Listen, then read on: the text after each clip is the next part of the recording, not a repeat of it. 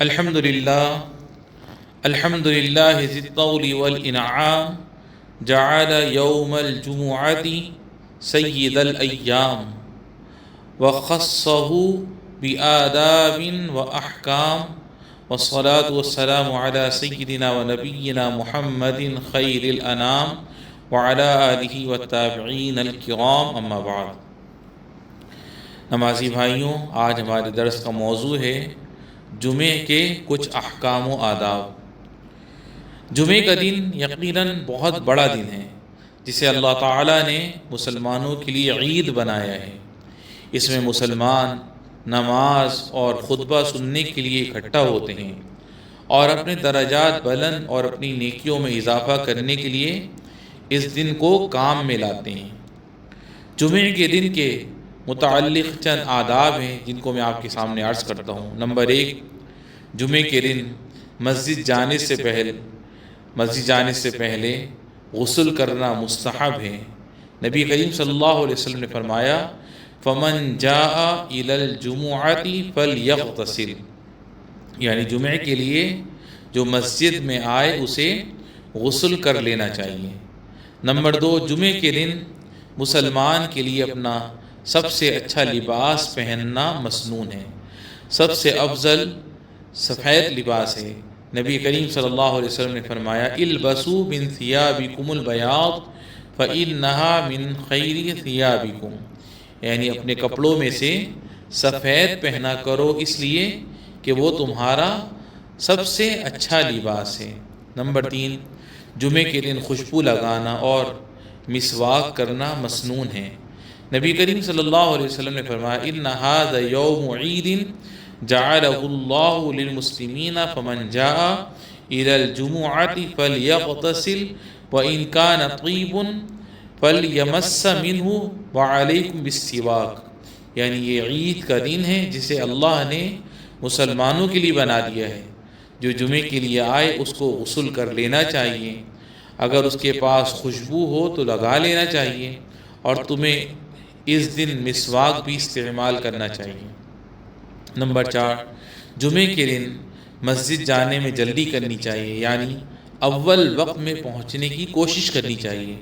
مسلمان جتنی جلدی مسجد جائے گا اس کو اتنا ہی زیادہ ثواب ملے گا۔ نبی کریم صلی اللہ علیہ وسلم نے فرمایا، من غسل واغتسل ثم بکر وابتکر ومشى ولم يركب ودنا من الامام وانصت كان له بكل خطوة اجر سنة صيامها وقيامها، یعنی جس نے غسل کروایا اور غسل کیا، پھر صبح سویرے نکالا اور نکلا، پیدل چلا اور سوار ہوئے بغیر گیا، پھر امام کے قریب رہا اور خطبے کے دوران چپ رہا، تو اس کو ہر قدم پر 1 سال کا ثواب ملے گا، روزے کا بھی اور قیام کا بھی۔ نمبر 5، مسلمان کے لیے واجب ہے کہ وہ خطبے کی پوری قدر کرے اور اس کے مقام کی عظمت کا خیال رکھے، اسے چپ رہ کر غور سے سنے اور خطبے کے دوران دل لگائے رہے۔ خطبے کے دوران بچوں یا موبائل یا کسی اور چیز میں اس طرح نہ مشغول ہو جائے کہ خطبے کی طرف اس کا دھیان نہ رہے، تاکہ اس کی نماز مقبول ہو اور اس کا جمعے کا جب پورا ثواب ملے۔ نبی کریم صلی اللہ علیہ وسلم نے فرمایا، ثم اتى الجمعۃ فاستمع وانصت غفر له ما بینہ وبین الجمعہ، یعنی پھر جمعے کے لیے آئے اور چپ رہ کر غور سے خطبہ سنے تو اس جمعے اور دوسرے جمعے کے درمیان کے اس کے سارے گناہ معاف کر دیے جاتے ہیں۔ نمبر 6، جمعے کے دن سورہ کہف پڑھنا مستحب ہے۔ نبی کریم صلی اللہ علیہ وسلم نے فرمایا، من قرأ سورۃ الکہف فی یوم الجمعۃ اضاء له من النور ما بین الجمعتین، یعنی جمعے کے دن جو سورہ کہف پڑھے گا اس کے لیے دونوں جمعے کے درمیان روشنی ہوگی۔